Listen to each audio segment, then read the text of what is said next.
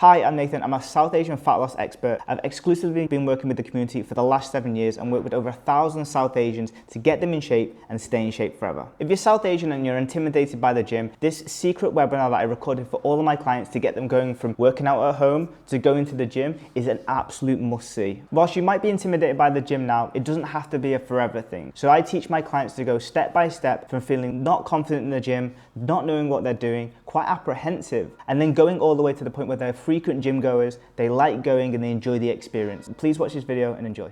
Being South Asian and being intimidated in the gym is not an uncommon feat within the community. Whether it's down to the people that are in the gym or down to your own insecurities of what you look like in the gym, they always manifest some deep-rooted stuff. It makes it a barrier for you to go to the gym on a consistent basis. And I want to help you overcome the barrier. So we do this in a few phases. One is that you need to understand why that barrier is, and I'm going to explain that in a minute. Two is you need to understand the step-by-step process that you go through to be able to overcome going to the gym as a barrier. Number three, you need to then enjoy or will get to enjoy that process of going to the gym. And I want to get those three elements underway so you can help you understand how you can do that. Number one is the psychology of being fearful to go to the gym, but most of it comes down to your perceptiveness of the gym itself. It can be, I don't like going to the gym because I've had a bad experience there. It can be down to your what if scenarios, which is anxiety. It can be down to what you perceive other people to think about you, which again is a what if scenario. Or it could be the fact that you just don't know what to do in there and you don't like to be put in a situation where you hate being the beginner again.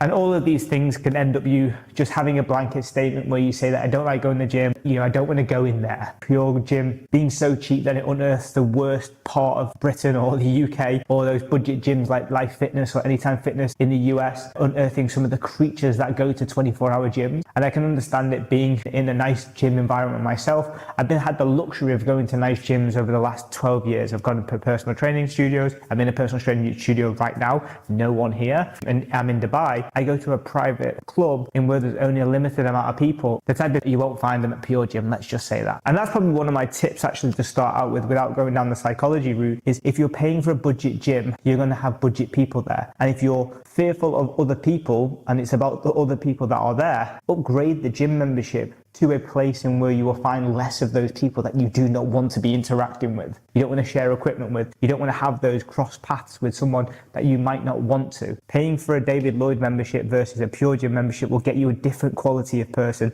Paying for a luxury, I don't know any luxury premiums in the US, Canada or anywhere else, versus paying for Anytime Fitness is going to give you a different quality and caliber of person. And sometimes that can just be enough to take you over the edge. Not to mention the luxury side of things gives you that they know your name, they say hi, bye to you, they have probably better classes, better amenities. You look forward to it. I know I look forward to going to the gym. They've got great showers, cold pools, they've got saunas, they've got great equipment, they've got great water facilities. Like, I know it sounds stupid, but it's a good watering hole. And it all just adds to the excitement of going to, which creates a bit more enjoyment around it. But let's say, for example, you're fearful of a particular scenario. You need to identify what that particular scenario is. Is it that I don't want to go, aka I don't want to exercise? Because that's a barrier too. But let's say, for example, you do want to exercise, you see the benefit in exercise, you see the benefit in getting fitter or bigger or stronger or fitter or losing weight. Therefore, you're enticed to go to the gym. So if you don't want to go to the gym because you're fearful of not knowing what to do, well, that's okay, because everyone started like that. I didn't know what to do at the gym. When I was 15 years old, I went to a gym called Hard Labour. This was a bodybuilding gym, spit and sawdust as we call it in the UK.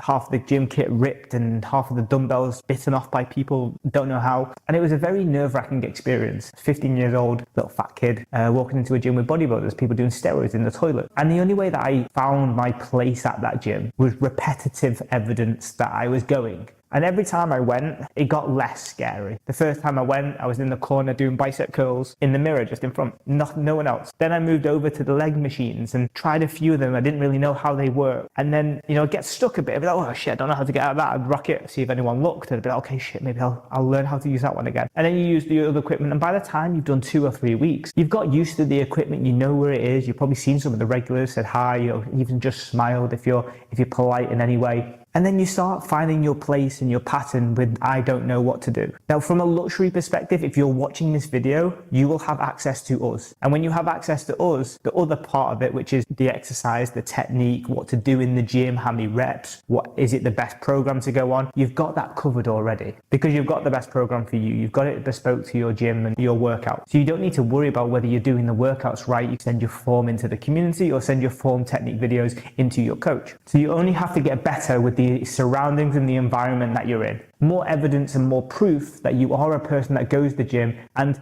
it's called the continuum of shit to less shit. So let me tell you about the theory of shit to less shit. Is that when we first do something, we're shit. You might get lucky and just be less shit or naturally talented. But most people sit in that bracket of shit to not that shit. And they work and start there. Because the more you do it, the less shit you're going to get over time. And I like that saying where, yes, the first time you go, you're going to be shit. And your job over the next 2 to 3 weeks, 6 weeks, 8 weeks, 12 weeks is to just get less shit than you were last week. Because then there's no expectations to be perfect and have the perfect thing. And if you unrack it and it falls off the side a bit and it moves down here, oh no, nothing really bad happened. You just did this. And next week, if you just don't do this, you get less shit by proxy. So if you get less worse over time, you then become good. Think of it like that. If you're fearful of the gym because you don't know what to do, the surroundings and the exercise machines and the techniques and stuff, the only answer is that if you value that skill of going to the gym, you have to get over it at some point. And not like oh, get over it, bro, and just go. But you have to work at it to get less rubbish with it over time. Like me in these videos right now. 5 years ago, before I started autonomy, I didn't even go in front of a camera. I hated it. I hate Zoom and I hate any type of recordings. Now I record 3 times a week and mostly every day on podcasts. And I just got better over time because I was crap at the beginning and really awkward. And now I'm just less than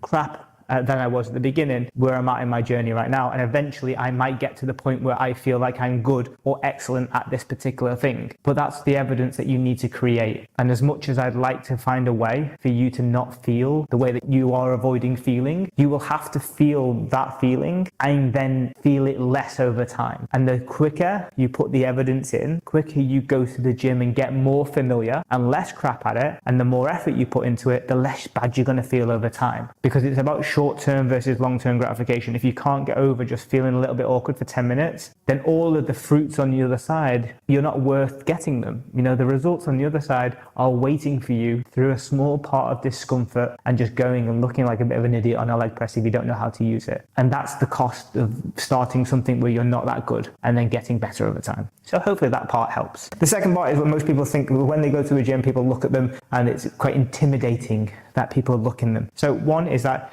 most people look at the gym and they have wrong anticipations of what other people are there for. Most people will go and think, oh, the guys are looking at me and it's really intimidating, or there's loads of grunty guys next to you. But there's also, when you take the gym environment and then you translate it to the corporate environment, they're very similar. You're just not in a vest and you're in a shirt and a tie, and the words are a little bit more pristine over on this side and more formal and PC. And on this side, you've got people sweating and jeering at the gym. Over in the corporate side, you've got that annoying asshole that talks to you all of the time in work, whether it's your work boyfriend or it's your boss being, making you do stuff, or it's your friend that you've got at work. At the gym, you've got someone that's just talking to you because they haven't seen anybody at 7 a.m. in the morning and they're just making a conversation. Same.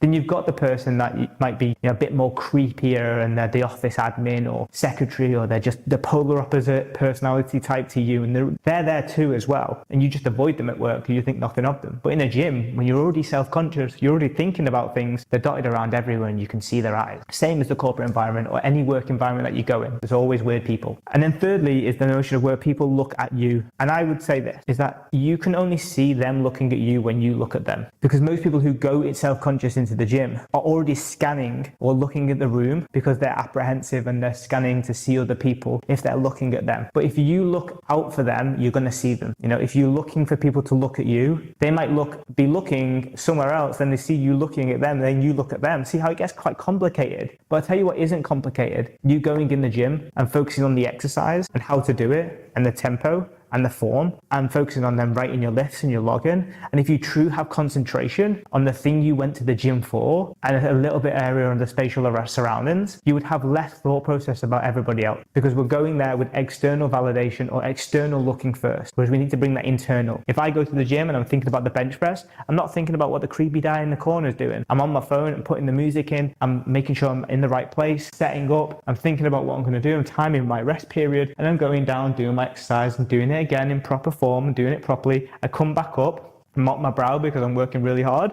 I write in my weights, I'm timing my rest period, and I might grab a drink. Before you know it, you have to go back into the exercise to do the second set. When have you got time to look at everywhere else? And that's why I teach you the different variations of the intensity, the tension, tempo, and the rest periods and the technique, is because if you focus on those things, your gym anxiety or your fearfulness of other people looking at you will go away, because you spend less time thinking about other people looking at you, because you can only control yourself. You can't control anybody else. And even if there was fucking weirdos in the gym, you still want to get your results, right? You're not going to say, I didn't lose my 10 pounds this month because this Jimmy guy in the gym was looking at me a few times in my session. You wouldn't say that, because it's about you getting what you need from it. So hopefully that helps some degree of rechange your perspective on the element of being fearful around going to the gym.